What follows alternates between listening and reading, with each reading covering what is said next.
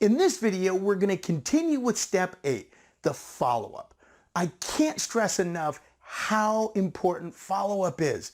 There's thousands of dollars that salespeople are leaving behind by not following up.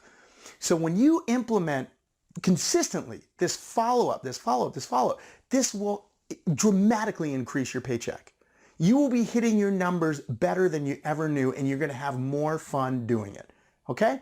So the next part is the email follow-up if you made the sale. Last video, we talked about what does the email look like if you haven't made the sale yet. Okay? So once you've made the sale, send an email thanking the client for their business.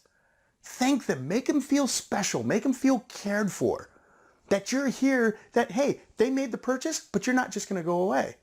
You're going to be there to continue to support them, okay, and to help them and their friends and their family, their coworkers, other companies, okay, with their needs. Next, you want to make sure that you ask for a referral. The same way you ask for a referral over the phone, you ask for a referral in the email. And it simply sounds like this. Who else do you know that may benefit from my services? I promise to take great care of them.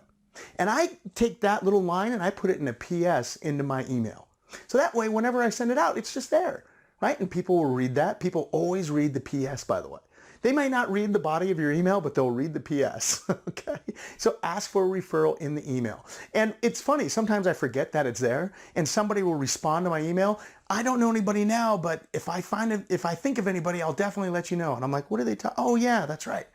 Okay, so it's so cool. It's super simple. You just put it in your email, it becomes part of your email signature, and then you don't even have to think about it. And it works. Okay, next, reassure them that you are there when they need you, okay, and that you're going to take excellent care of them.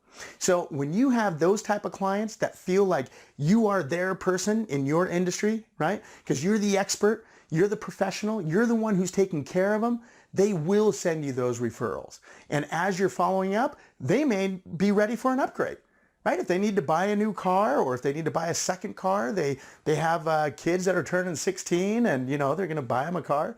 Yeah, I wasn't that lucky. I had, my first car was a beater, right? It was something that was hand-me-down, but, you know, you never know. You never know. So you always make sure you follow up and stay consistent with it. And as your database starts growing and growing, you can start calling on that database maybe when you've got those down months, right? And picking up more referrals, getting an extra 3 to 5 deals a month could really impact your bottom line in your annual salary.